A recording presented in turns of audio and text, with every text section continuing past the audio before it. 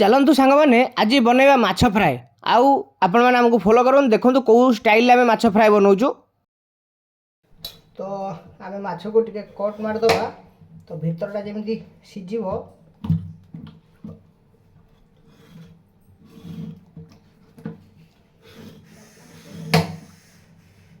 Ready cut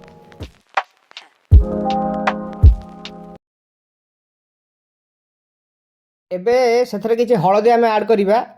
आम टे अधिक परिमाण में करूँ अधिक हलदी आड करूँ तो आपण परिमाण में हलदी आड करेंगे। देन हलदी आड कर सारापर से स्वाद अनुसार लुण पकेबे तो से आम अल्प किसी लुण पकाऊँ कारण आम तरकारी भी आहरी लुण पकेबू मसला कसला बेले तो लुण पकई सारापर भलसे मैरिनेट करेंगे भल भाव मैरिनेट करने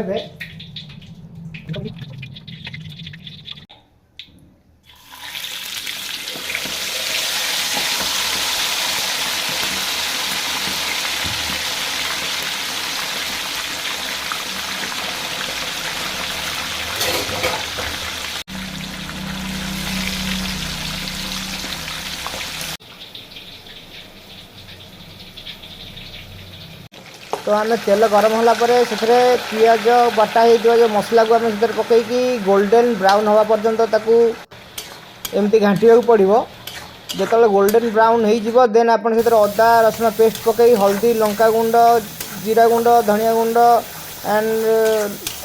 मसला गरम मसला पकईकि भल भाव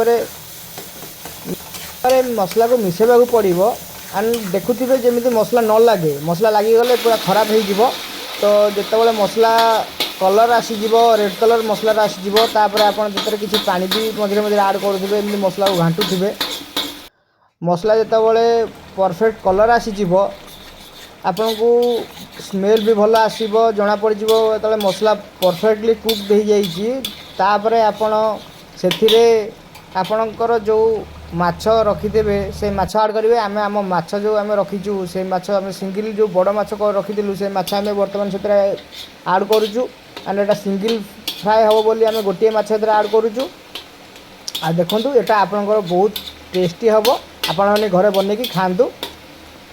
तो फाइनाली आमर प्रिपेयर हो जाइए रूपचंदी माछर फ्राए आपण मानक वीडियो बहुत भल लगी जदि आप लाइक करेंगे सब्सक्राइब करेंगे आउ शेयर मध्य करेंगे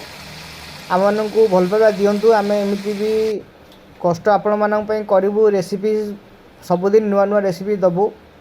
आपण मानक आशीर्वाद आम पर थाउ आम चैनल को ग्रोथ करने आपण मानक सहयोग दरकार। तो प्लीज़ आमको सब्सक्राइब करूँ आम सहित जड़ित रुहतु आमर नुआ नुआ रेसिपी को आप फॉलो करूँ नुआ रेसिपी को आप